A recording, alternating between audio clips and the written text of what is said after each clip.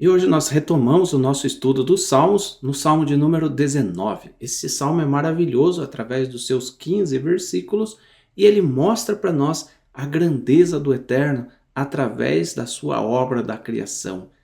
Cada coisa que a gente vê na natureza revela a grandeza do nosso Deus. Mas a gente só vai ser capaz de reconhecer a Deus de fato observando a natureza sob a ótica correta, o prisma adequado, se nós tivermos uma relação de intimidade com Deus através da Torá e dos seus mandamentos. Quer saber mais a respeito? Continue conosco.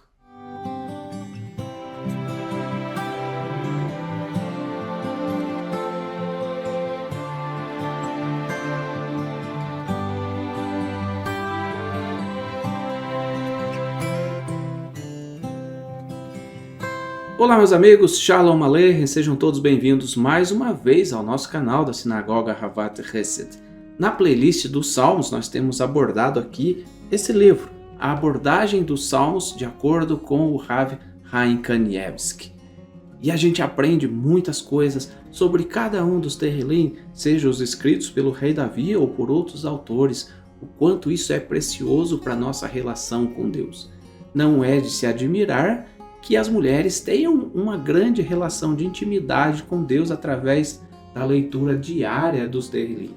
Infelizmente, essa não é uma prática comum entre os homens, mas cada vez que nós lemos versículos dos Salmos, isso tem o poder de nos aproximar de Deus. E através da contemplação da natureza, é muito comum a gente ver as pessoas expressarem um aumento da sua capacidade de se sentir na presença de Deus. Quer um exemplo disso? Quando os homens e as mulheres, obviamente, quando nós fazemos Hitbodedut, aquela oração isolada na natureza, por exemplo, num bosque. Quando você vai a um bosque e procura orar a Deus, você se reconecta com a criação e com o Criador de forma muito mais eficaz, se aproxima de Deus de uma forma muito mais eficaz. E isso, obviamente, ajuda a desenvolver uma vida espiritual plena diante de Deus. Vamos analisar então um pouco das palavras do Chaim Kanievsky dentro do Salmo de número 19. Como vocês sabem, há uma diferença na numeração da Bíblia comum com a numeração da Bíblia judaica. Então, o título do Salmo, por exemplo, já é visto como um primeiro versículo na interpretação judaica. Então, se eu mencionar, por exemplo, o Salmo 19, versículo 15, talvez na sua Bíblia só vá até o 14, mas é porque na Bíblia judaica o primeiro versículo é a própria introdução do Salmo. Começamos o Salmo a partir do versículo 2, que nos diz assim: os céus proclamam a glória de Deus e o firmamento atesta a obra de suas mãos. O que Chaim Kanievsky nos diz a respeito disso? Por que o céu? Por que a glória de Deus? Perek Shirah, capítulo 1, nós somos ensinados que este versículo é um louvor oferecido ao Eterno pelo próprio céu. Rav Chaim Kanievsky, então, nesse livro, ele nos explica, no Talmud Yerushalmi, Tratado Berachot 1, mostrando que, embora uma pessoa seja capaz de estender uma tenda, de esticar a corda, montar uma tenda, por exemplo, essa tenda ela tende a se afrouxar com o tempo, né? Então ela vai mudando com o tempo. Mas os céus, no entanto, que Hashem, que o Eterno estendeu como uma cortina ou como uma tenda, por assim dizer, eles permanecem eternamente firmes, como no dia em que Deus os criou. Quando as pessoas observam essa maravilha que é a criação do Eterno, o próprio céu que Deus criou, elas são inspiradas, portanto, a louvar, a exaltar a Hashem, a exaltar o nosso Deus pela obra da criação. É como se os próprios céus estivessem, então, cantando louvores ao seu Criador. Olha que profundo isso. Isso está expressado lá no Salmo 104, versículo 2, que afirma que Deus se cobre de luz como um manto e estende os céus como uma cortina. Essa frase ela é bem comum a nós homens, praticantes da fé judaica. Por quê? Porque toda vez que um homem coloca um talit, ele expressa as palavras: Barehi nafshet Adonai, Adonai Elohai gadalta meod, od ve'adar lavasta, o teor kassalmano te chamai kaeria. Que nada mais é, bendize alma minha o Eterno Deus meu, tu és magnificentíssimo, estás vestido de glória e de majestade, ele se cobre de luz como um manto e estende os céus como uma cortina. É como se o próprio Eterno se vestisse com o seu talit. E quando nós cumprimos a mitzvah de nos cobrirmos com o manto sagrado, com o talit, nós nos aproximamos de Deus, como o próprio céu que Deus estende sobre nós.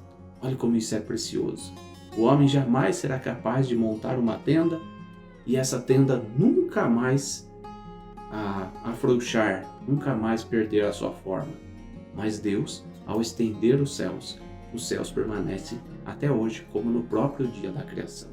Olha como Deus é precioso e como os céus manifestam então e proclamam a glória do Criador. Você já pensou nesse salmo sob essa ótica? Isso é grandioso e eu quero te convidar a ver todos os demais vídeos, a ouvir a leitura dos salmos. Aí, ao clicar na playlist, você pode ouvir desde o primeiro salmo até o 150 isoladamente, ou você pode clicar na playlist e ouvir o salmo 1 ao 50, 51 ao 100, 101 ao 150, ou todos eles juntos numa sequência. É preciso reconhecer que cada salmo tem o poder de nos aproximar de Deus. E se isso é de fato verdade, como a gente sabe que é, por que não aproveitar hoje para poder estar mais perto do Criador? Vamos continuar?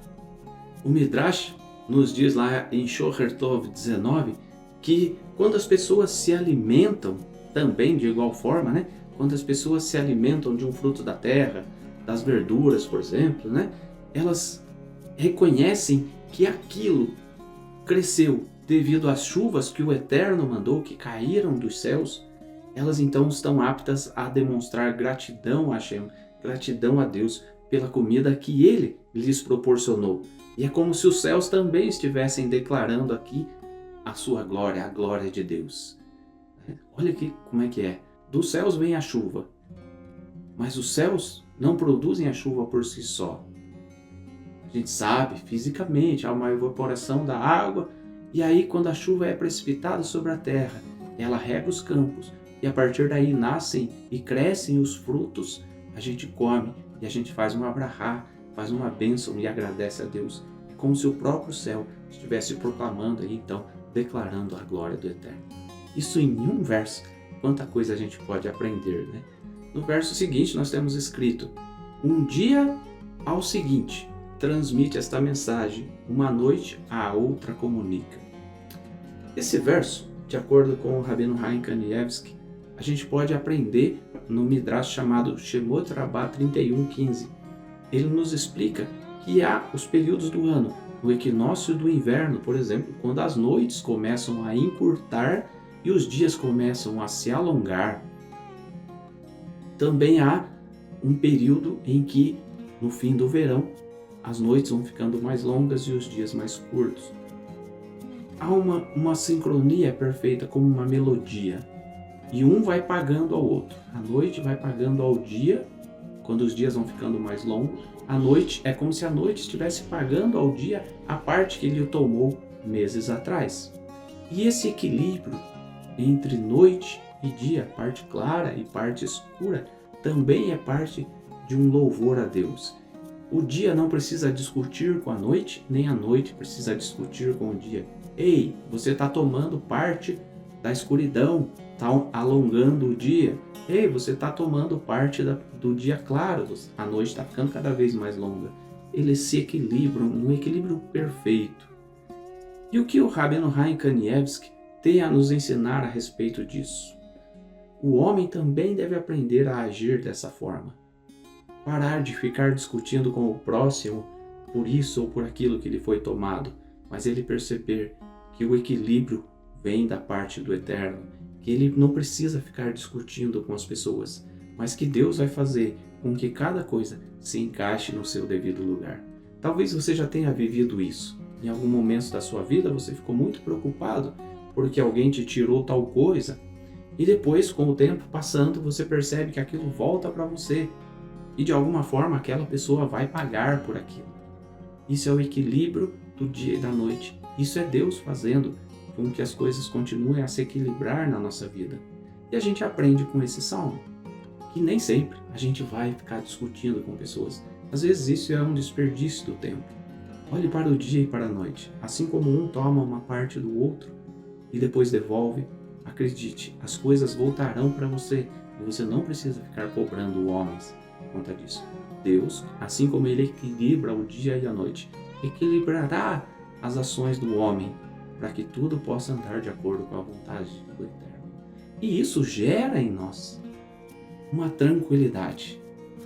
Sabe aquela inquietude que o homem tem? Enquanto fulano não me pagar, aquele lá vai me pagar. Ele vai me pagar de uma forma ou de outra. Calma, confia em Deus, que as coisas vão se equilibrar no tempo certo, no momento certo, tal qual o dia e a noite, tal qual inverno e verão. Seguimos agora para o versículo 6, que nos diz: Ele é como o noivo que sai da câmara nupcial e como o herói ansioso para percorrer o seu trajeto. Eu quero ilustrar com mais uma historinha contida nesse livro aqui, do tempo, da época em que a Rebbetzin Esther Kanievsky era noiva de Chaim Kanievsky. Ela fala assim: quando eu estava prestes a me casar, eu viajei da minha casa de Jerusalém para passar um Shabat com a família do meu noivo, como era de costume. O que aconteceu? Naquela época, quando eles eram noivos, não havia ônibus direto de Jerusalém para Bnei Brak, que é onde ele vivia. Ela então tinha que pegar um ônibus, descer na estação em Tel Aviv e de lá pegar um outro ônibus para ir a Bnei Brak. Quando ela chegou na casa dos Kanievsky, da família, a família ficou surpresa. Cadê o seu noivo? Onde está o seu Hatan? Onde está o seu noivo? E ela então ficou surpresa. Eu não sei. Ela não sabia do que eles estavam falando. Mas daí a família explica que Chaim Kanievsky não gostaria que ela ficasse sozinha, que ela fosse sozinha da estação até a casa dele, por zelo, por cuidado dela. Então o noivo sai da sua câmara. E aí o pai dele, o Steiper Gaon, corre para a rodoviária para ver o que tinha acontecido com o Chaim Kanievsky. Quando ele chega lá, ele vê o seu filho estudando a Guemará. Chaim Kanievsky então está ali absorto no meio dos livros, no meio do estudo. E ele não percebeu que a sua noiva chegou, o ônibus chegou, as pessoas entraram, saíram, foram para os seus destinos, e ele ali, absorvido no meio do seu estudo, não percebeu que a sua noiva chegou e que ela mesma pegou o caminho e foi até a casa da família. E o que a gente aprende daqui? Que Chaim Kanievsky, tão absorvido no estudo bíblico, no estudo da Guemará, não percebeu que a sua noiva chegou até que o pai foi ao encontro dele. Isso traz para nós um aprendizado. Quanto tempo nós nos dedicamos ao estudo da Torá? Quanto tempo nós nos dedicamos e quanto tempo nós mergulhamos no estudo da Torá, a ponto de ficarmos absorvidos pelo conhecimento de tal forma que sequer percebamos a chegada da nossa noiva. E o noivo está saindo da sua câmara, ansioso como um herói para percorrer o seu trajeto. O noivo se distrai, mas ele está ansioso. O trajeto de Chaim Kanievsky e o trajeto que a gente deve percorrer é o trajeto do estudo da Torá. Todas as demais coisas, elas virão e Deus proverá a cada um de nós, tanto o sustento, como o casamento, como os filhos, Deus proverá. Isso se nós dedicarmos o tempo como um herói ansioso para percorrer o seu trajeto. O nosso trajeto não é a busca meramente do casamento, mas é a busca do conhecimento da Torá. Esse é o noivo que sai da sua câmara nupcial como um herói ansioso para percorrer o trajeto. Seguimos então com o estudo do nosso Salmo. No versículo 8 nós temos escrito assim: a lei do Eterno é perfeita e reconforta a alma. Verdadeiro é o testemunho do Eterno, que torna sábio o mais simples. No seu livro, Orhot Yosher, Rabino Chaim Kanievsky então descreve que uma pessoa que se envolve no intenso estudo da Torá para seu próprio benefício espiritual, sem pensar em tirar proveito próprio, como lucros, como reconhecimento alheio, como a busca por fama, isso tem a qualidade da pessoa. Permitir que ela possa encontrar sabedoria através da Torá. E qual é o problema? Ou qual é a vantagem disso? A Torá é o projeto de Deus para o homem, para a criação, para todos nós.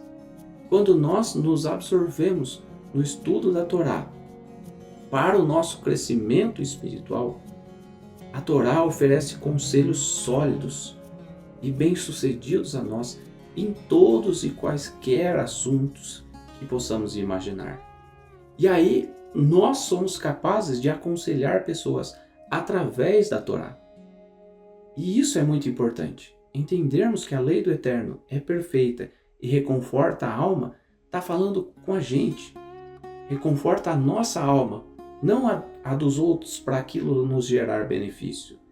Mas quando nós nos envolvemos com o estudo da Torá, isso gera um benefício para nós.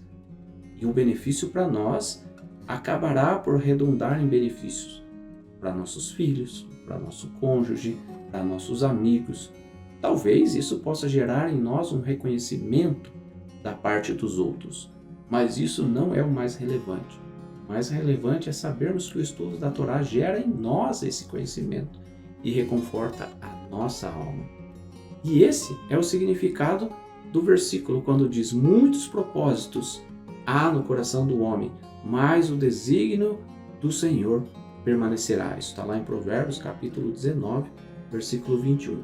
Qualquer conselho que contenha a palavra de Hashem, que contenha a palavra do Eterno, conforme está expresso na Torá, esse conselho prevalecerá. Estude a Torá para o seu crescimento espiritual, e a partir daí os seus conselhos prevalecerão, não conforme o seu propósito, mas conforme o propósito de Deus, que entrou no seu interior. Por quê? Porque você estuda a Torá. Nós vamos ilustrar esse conceito com uma historinha que está contada aqui no livro do Rabino Chaim Kanievsky. A história nos conta a respeito de um jovem que veio até ele, reclamando que a sua casa, a casa desse jovem, estava infestada de ratos. Por mais que ele tentasse, por mais que ele usasse qualquer pesticida, parecia que ele não conseguia jamais se livrar dos ratos. Daí esse jovem pensa: talvez isso tenha alguma mensagem espiritual aqui. Eu não estou conseguindo entender o que Deus quer me ensinar. Eu vou no Rabino Chaim Kanievsky, ele vai me ensinar. Ele vai me dizer por que eu não consigo liberar a minha casa de tantos ratos que estão aparecendo. Rav Chaim Kanievsky então acolhe esse jovem, escuta a história e instrui o jovem: eu quero que você verifique cuidadosamente se tem alguma coisa na sua casa da qual você não tirou o macer, o dízimo. Tá? Volte para casa e veja se tem alguma situação, alguma coisa, se alguma coisa ficou sem dar o dízimo. Perplexo, o jovem ficou com a opinião ou com o conselho do Rabino Chaim Kanievsky, tão convicto. Aí esse jovem volta para casa. E ao voltar para casa, ele pergunta para os seus familiares: olha, tem alguma coisa aqui em casa que a gente não deu o dízimo? E de repente, para seu espanto, esse jovem descobre que em algum momento ali, a família deixou de dar o dízimo. Eles começaram a vender alguns pães e foram vendendo. De repente, eles começaram a deixar de dar o dízimo corretamente do lucro desses pães. Eles produziam, dizimavam talvez, mas não exatamente como era correto. E aí eles deixaram de dar o dízimo do pão. O jovem corre de volta ao Rabino Chaim Kanievsky para dar essa informação para o Rabino. E o Rabino Chaim Kanievsky então sorri para o jovem e diz: tire o dízimo corretamente desse pão. Os ratos não vão te incomodar mais. E isso fez com que o jovem voltasse para casa e eles começaram a dar o dízimo corretamente. E os ratos sumiram. E o Rav Chaim Kanievsky então explica que no Talmud de Yerushalmi diz que quando alguém não separa adequadamente os dízimos, os ratos vêm e comem o que deveria ser separado. Por isso, olha que profundo isso. Às vezes há situações na nossa vida que a gente não consegue, que estão consumindo a nossa casa, consumindo os nossos bens, consumindo a nossa paz, e de repente, um conselho, se esse jovem não desse ouvidos para o Rabino Chaim Kanievsky, ele iria pensar talvez, olha, o Rabino está louco, ele está pensando só nele, está pensando nisso ou naquilo, mas quando o jovem faz, ele entende, porque quando o Rabino Chaim Kanievsky falou com ele, ele não disse que o Tratado de Yerushalmi falava a respeito disso. Mas quando o jovem volta, já com a casa limpa dos ratos, Chaim Kanievsky aí explica que o Tratado, o Talmud de Yerushalmi, em Demai 1.3, diz que quando alguém não separa adequadamente os dízimos, os ratos vêm e comem o que deveria ser separado. Isso está no livro do profeta Malaquias, né? Que o devorador vem. Isso está, por exemplo, no Talmud, no Tratado de Pirkei Avot. Pirkei Avot diz que o dízimo é a cerca da fortuna. E existem vários outros lugares. As pessoas podem não dar o dízimo, mas o dízimo vai sair daquela pessoa através de praga, através de algum acidente, através de alguma coisa que vai prejudicar aquela pessoa. Isso é aprender, gente. Colocar em prática depende de cada um de nós, mas esse aprendizado deve ser constante. O conhecimento e a prática dos mandamentos vai fazer com que nos livremos de todas as pragas deste mundo, possamos andar no caminho reto diante do Eterno. Vamos continuar com o Salmo? Versículo 9 agora nos diz assim: de absoluta retidão são os preceitos do Eterno e trazem alegria ao coração. Límpido é o mandamento do Eterno que ilumina os olhos. O mandamento de Deus ilumina os olhos. O que isso nos ensina? O que Chaim Kanievsky e suas experiências de vida têm a nos ensinar a respeito?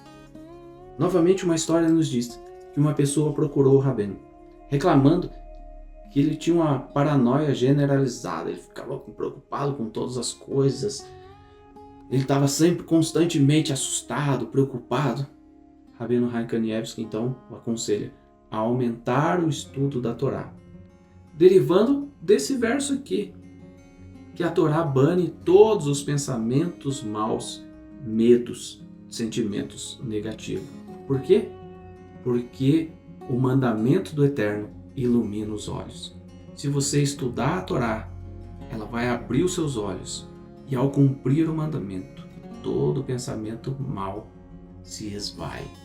Às vezes as pessoas são perturbadas, elas são aflitas com várias situações, mas isso deriva de um conceito muito simples: não se conectar com a Torá e seus mandamentos.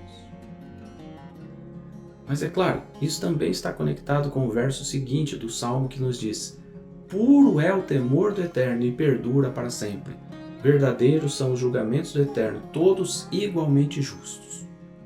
O Rav Chaim explica que puro, nesse caso aqui, significa que não há mais nada misturado ao mandamento do Eterno. A natureza do temor do Eterno, Yirat Shammai, o temor dos céus, é tal que não pode se misturar com nada mais. Quanto mais uma pessoa cria dentro de si o temor do Eterno, menos ela vai sofrer com traços, pensamentos impróprios, pensamentos indesejáveis. Eu tenho muita tentação, eu tenho isso. É porque não está se envolvendo com os mandamentos de Deus. Experimente mudar, estudar a Torá, colocar em prática. Esses pensamentos vão fugir de você. Quanto mais você se envolver com a Torá, o temor do Eterno se torna puro dentro de você. E você vai se afastar de pensamentos malignos. O versículo segue dizendo que os julgamentos do Eterno são verdadeiros e totalmente justos. O que isso nos ensina? Quando o texto fala de julgamento da parte de Deus, a gente já fica muito preocupado, o ser humano já fica muito preocupado. Será que Deus vai me julgar de uma forma muito pesada? Será que vai ser um julgamento suave? O Talmud fala no Tratado de Yomá 86b, a Guemará explica que a Techuvá, ela é tão grande que todo mundo pode ser perdoado por causa de um indivíduo que se arrepende. Rabino Chaim Kanievsky aqui explica, que diz que uma diferença fundamental entre o julgamento do Eterno e o julgamento do homem é que o juízo humano ele é baseado no conceito de que deve punir os malfeitores de acordo com os seus atos sozinho. Então, ele fez tal coisa, ele vai ser punido por conta disso. O Eterno, no entanto, ele julga de uma forma totalmente diferente, de uma forma justa e perfeita. Deus é um Deus de fé e Deus é um Deus sem iniquidade. Isso está escrito lá em Deuteronômio capítulo 32. Os julgamentos de Deus são perfeitamente justos, de modo que não há nenhum dano colateral na nossa vida que não seja merecido. Isso é o que a Guemará ensina nos dias Rabino Chaim Kanievsky. Mas o que isso tem a ver? Digamos que o mundo inteiro fosse condenado a sofrer uma tragédia. Vai ter uma tragédia global aqui. E um único indivíduo fizesse uma techuvá completa, plena, perfeita. Esse fato de ele ter feito techuvá e de não merecer mais ser prejudicado, punido com o sofrimento, pode ser suficiente para amenizar, para aliviar o castigo que o mundo inteiro sofre. Nós julgamos baseado no você fez, você vai ser condenado. Deus julga baseado no todo o entorno da situação.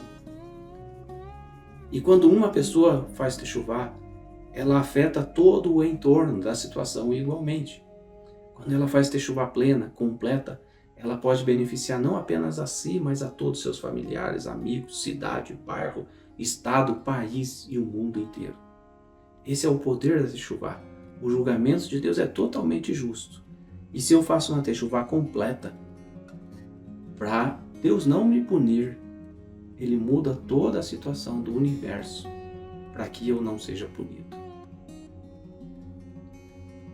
Cada vez que você se propõe a fazer techuvá, você se aproxima de Deus e transforma o seu mundo.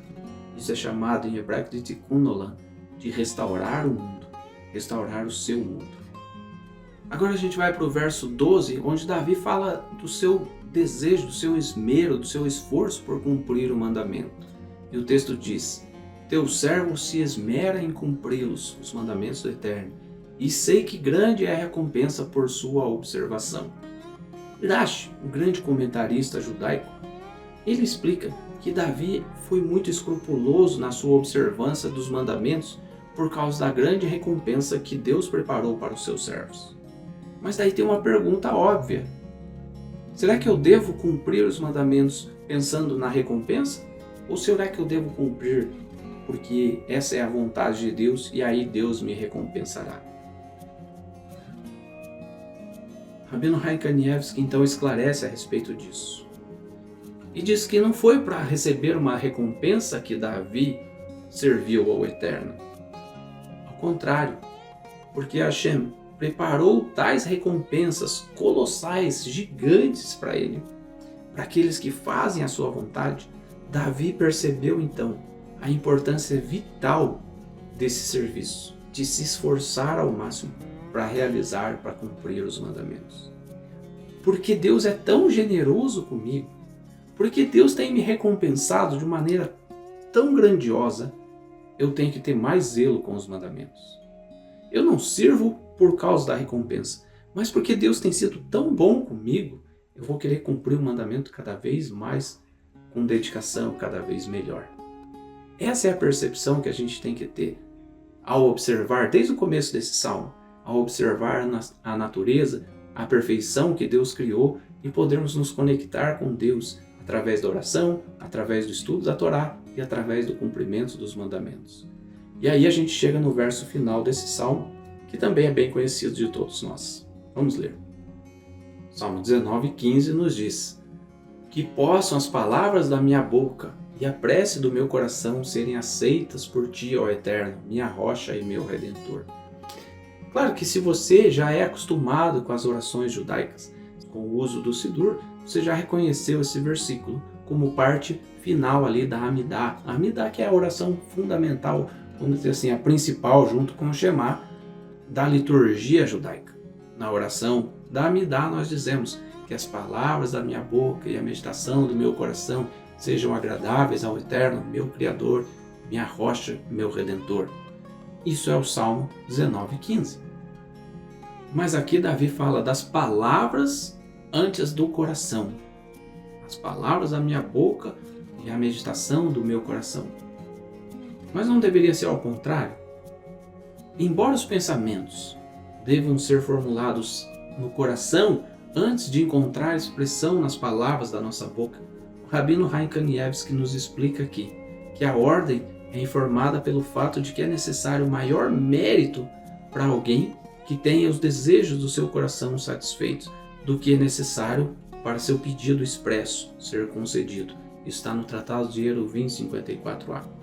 O que significa isso?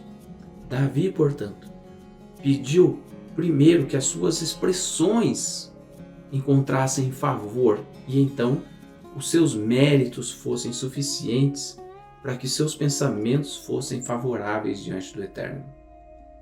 Eu oro a Deus para que as palavras da minha boca possam refletir no meu coração aquilo que está dentro do meu coração. Mas eu oro para que Deus coloque dentro do meu coração um anseio pela Torá, para que daí a Torá possa se revelar no meu coração. E como que eu oro isso? Através da expressão dos lábios. Por isso é essa aparente contradição. Então, cada vez que eu oro a Deus, eu oro expressando palavras, pedindo que o meu coração esteja de acordo. Mas quando eu oro assim, Deus, atende a palavra da minha boca, coloca no meu coração a sua Torá. E Deus, ao colocar no coração de cada um de nós a Torá, nós obviamente vamos expressar nas nossas preces palavras de Torá, palavras de acordo com o coração do Eterno. Esse salmo é maravilhoso, ele nos conecta com Deus. Aproveite para aprender com o Rabino Chaim Kanievsky. Faça techuvá, faça hitbodedut, vá orar, contemple a natureza e que a natureza possa te aproximar da presença de Deus. E a presença de Deus vai te conduzir à guarda dos mandamentos. Tudo está conectado. Conecte-se com Deus. Se você gostou desse vídeo, dê o seu like, compartilhe com outras pessoas, quem sabe outras pessoas possam também ter nos lábios a expressão de palavras de Torá. Grande abraço, que Deus te abençoe. Se você não assistiu os vídeos anteriores, clica aí na playlist e acesse todos os 18 salmos anteriores. E você vai cada vez mais se conectar não apenas com o Terrilim, mas com as palavras do Eterno. Grande abraço, que Deus te abençoe, que Deus te conceda uma vida plena de Torá. Shalom.